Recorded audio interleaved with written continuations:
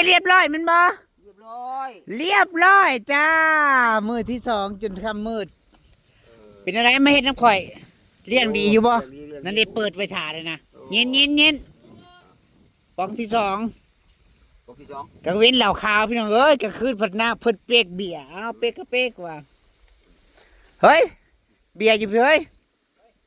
มันแล้วก็มานั่งกินอันนี้พ่อมานั่งกินปิ้งปีกเป็ดนี่บ่แม่นของเหลือเดี๋ยวเฮาปิ้งไว้ส่วนสองเฮาก็กินแล้วเรียบร้อยแล้วจ้าฮะบ่ทันบ่ยยังเหลือส่วนนี่เนาะยังเหลือตัวเหลือแค่โกดมานี่โกยมัน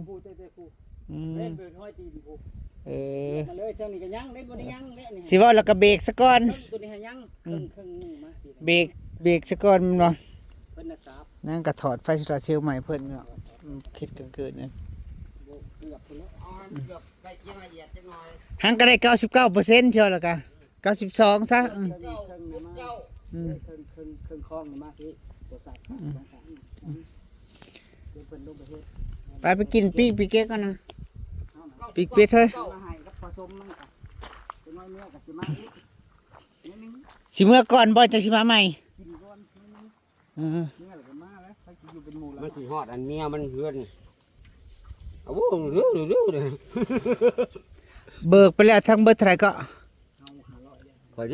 รวมเบิดแม่ทุกเจ้านะ1,100เนาะก็ค่อย600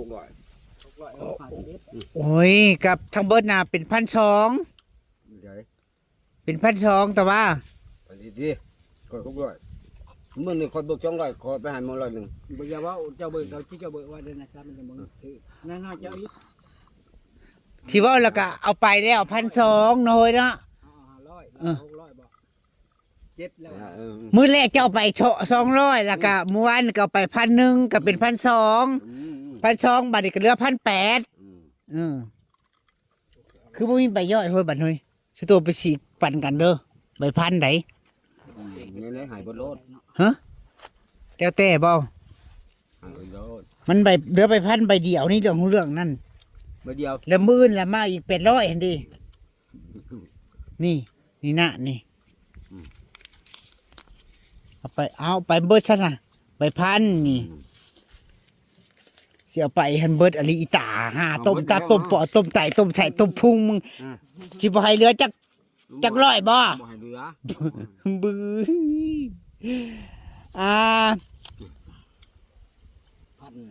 สิว่าแล้วก็บัดนี้เหลือ600เนาะเหลือ600เดี๋ยวเอาไป1,200เด้นี่ทั้งเบิดมัน1,800เด้โหยเนาะแต่ว่าบ่แม่นแล้วนั่นเดียว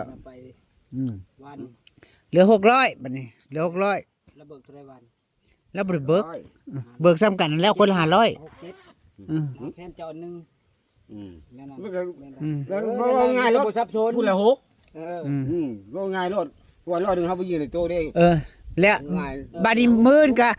เหลือคนละ3บัดนี้เฮ้ยมื้นนั่นเหลือคนละ3พอสุโตยังสิมีงานอยู่ได้นี่มาดึงตะนางให้เต็งนี่ดึงตะนางห้อยแล้วบ่ได้ว่างสิขึ้นบ้านบ่มื้อได้บ้างก็ได้จ้ะมื้ออื่นก็ว่างเนาะบ่ทิพย์บ่แล้วก็เอาไปแลก100นี่คือไว้อันนี้เอาไปก่อนนี่เอาไปก่อนละ500นี่โตเชื่อโตก็เหลือคนละไปแลกค่ะไปแลกน้ำไฟก็ไปแลกสิได้เอาสบายใจเด้อเฮ้ยติงมือไปย่อยเอามานั่งกินเลยโอ้ยนั่งข้างนี้บ่นั่งเอานั่งข้างนึงแล้วเพิ่นมานั่งโอ้ยใจดีนะพี่น้องเป็ดปีจริงๆเพิ่นอยากกินต้มเป็ดพี่น้องเอ้ยอยากกินต้มเป็ดเงินได้100นึงบ่แน่เด้จะเฮ็ดมื้ออื่นสิไปตรวจงานก็ทำละเอียดเปียบแล้วก็เจ้าสิมีอัน FC อันให้ติปเจ้าตรวจไสฮะมื้อมันสิแห้งเด้เดี๋ยวขอไปอ่านแชทก่อนเวลาอ่านแชทก็แทบจะบ่มีเด้อพี่น้องเอ้ยไปแชทมาหาตอบมาหาก็ได้ทักทายสบายดีมาก็ได้ตื่นมาก็เวียกเล่นตำหน้าตำหลังยามเช้าก็เล่น ครัวเล่นเคลียร์ ตามรู้เด้อ หัวฟังนะแทบบ่มีเวลาไปโฮดซ้ำ ปลาหัวมัน ตัวไผอยากเห็ดของใส่ไก่ก็เอิ้นสั่งรู้ไว้สิ สร้างรู้กับสร้างหยัง บ่ไหว้เลยทำลูกอย่างว่าจ้อย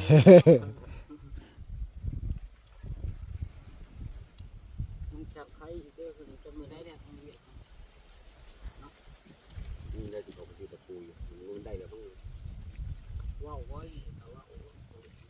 หนึ่งไปไว้ต่อตัดว้าวเอาเลยงามเนาะไม่ได้กบหัวกับว้าว วันที่10เด้อพี่น้องวันที่10มีเอื้อยเพิ่นสิอันเลี้ยงวันเกิดบ่าวน้ำย้อนหลังเนาะเพิ่นว่ามานั่งเล่นซุ่มแซวอยู่ตูบก็แล้วกัน มาตูบอำมาลา เพราะว่าตูบนี่ก็เป็นเอื้อยเราซื้อให้อำมาลาพี่น้องเอื้อยเราอยู่อเมริกานะจ๊ะเนาะเอื้อยเราอยู่อเมริกาเราซื้อให้แล้วเราสิจัดงานวันเกิดเป่าน้ำย้อนหลังมานั่งปิ้งเป็ดกินปิ้งเป็ดกันอยู่นี่ก็แก๊กๆกันนะพี่น้องเอ้ยวันที่10แต่ว่าพระอย่างนางสิได้มาก่อนวันที่10หรือบ่ถ้าเบิ่งเหตุการณ์อาจจะได้โอกาสไปซื้ออยู่บ่ได้ขามไปซื้ออยู่ไทยบ่ถ้าขามไปซื้ออยู่ไทยนางก็สิได้โอกาสซื้อเบียร์ใหม่มาเลยเบียร์ใหม่มาปลูกหลายคนก็แนะนำเนาะให้ก่อข้างหน้าขึ้นมาอีกนึงกับเบิ่งก่อนเนาะจ้ะว่าพะยางขึ้นมาแล้วก็สิได้ก่อทับขึ้นมาอีกได้บ่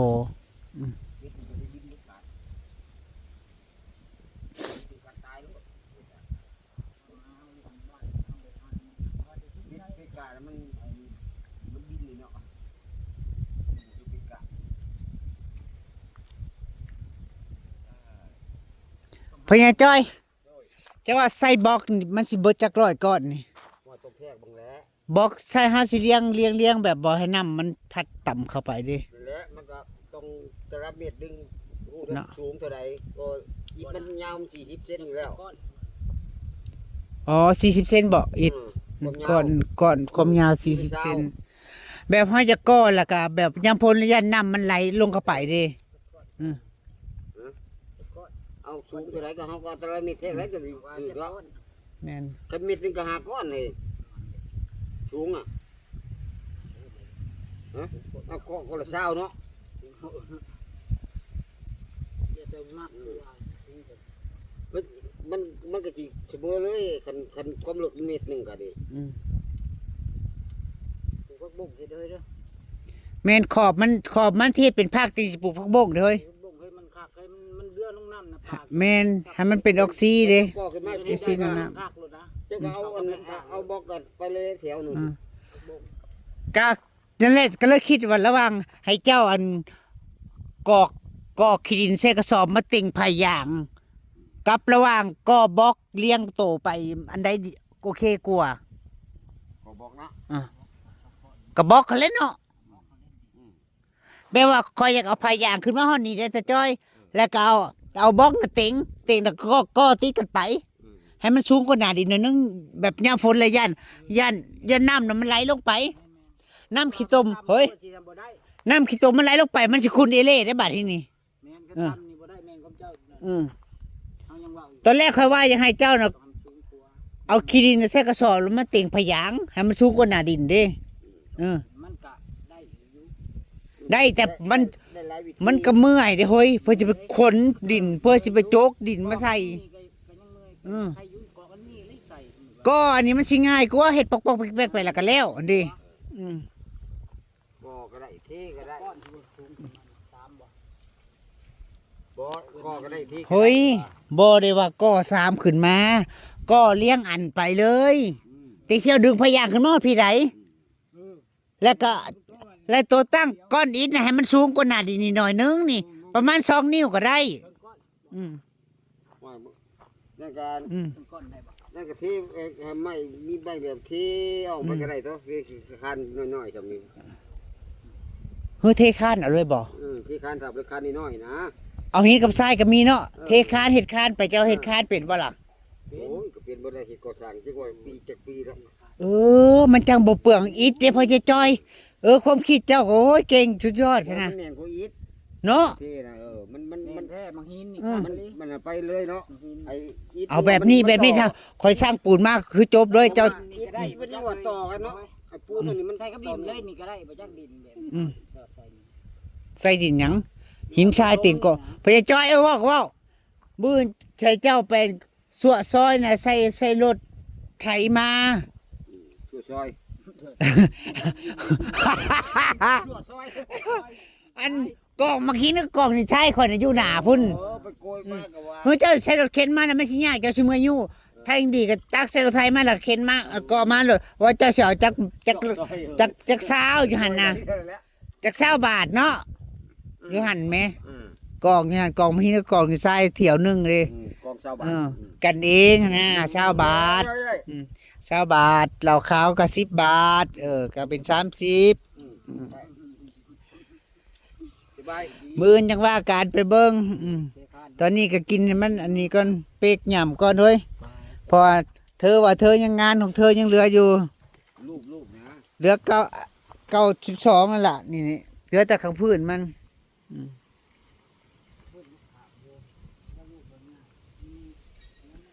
โอเคเขาเฮ็ดดีนะพี่น้องเนาะถือว่าดีชื่อว่าโอเคสุดยอดเลยพี่น้องเอ้ยนางก็รู้สึกโอเคอยู่พี่น้องเพราะว่านางคิดว่าถ้านางก็มานั่งคิดเนาะเพราะว่านางตั้งแต่จกมานางก็มานั่งคิดนอนคิดจนนอนบ่หลับกินบ่แซ่บพุ่นแหละพี่น้องเอ้ยว่าเสร็จแนวใดพอมันหมักหินขอบมันหมักหินนั่นดีหลายคนเนี่ยแนะนำนั่นนั่นนางเลยตัดสินใจว่าแล้วก็เห็นหลายๆเม็ดแนะนำน้องเอาดินเหนียวดินหยังมาใส่นางก็เลยตัดสินใจลองเฮ็ดเบิ่งแล้วก็เลยว่ามันน่าจะโอเคน่าผ่านมันจะปิดหมักหินเนาะแต่สิใส่ไปอย่างแบบบ่หลายไมครอนก็ได้เพราะมาเฮาหน้าดินเฮามันเรียบอีแล้วเด้ขอบดินเฮาก็มันเนียนมันเรียบแล้วสิได้ปลูกไผ่ยางแล้วก็หากระถางดอกบัวลงไปตั้งให้มันมีออกซิเจนในน้ำออกซิเจนในน้ำเนาะเอาดินใส่กระถางแบบนี้แล้วก็เอาผักบงใส่ไว้เอาดอกบัวใส่โอ้ยนี่เปียกมักพริกนะเกิดด่วนนี่ตกลงสิเกิดหรือบ่เกิดบุญนี่ มันบ่ได้เบิ่งจักเทื่อ อันนี้มะเขือได้พี่น้องนี่ ยังน้อย เบี้ยมะเขือนางเกิดแล้ว บ่ยังไงมึงจำ นางจะได้ปลูกมะเขือแถวนี้ ยังน้อยอ้าปากออกถุงละ อันเบี้ยมักพริกยังบ่งอกโอ้ยยังกำลังงอกกำลังแงก ตัวน้อย น้อยใหญ่ๆเทื่อ เป็นเชื้อกันเมื่ออาบน้ำปลาแหละเมื่อแหละ แซ่บดี ปลาผู้หญิงตัวน้อยๆอยู่กับอันผู้ชายอยู่จังใดก็เห็นกันก็อย่ามาข่มขืนข่อยเด้อ ว่าโอ้ย ข่มขืนข่อยได้ย่านได้เฮ้ยย่านมานข้างทางอันนี้ไปสิเลี้ยงลูกน้ำเตงโหยเอ้ย จะมาใกล้แล้วข่มขืนเลย จักไผสิเป็นพ่อเด้อบาดนี้ลูกเข่าเดียวหรอก เบิดแล้วเบียร์นะ เบอร์แล้วพอแล้ว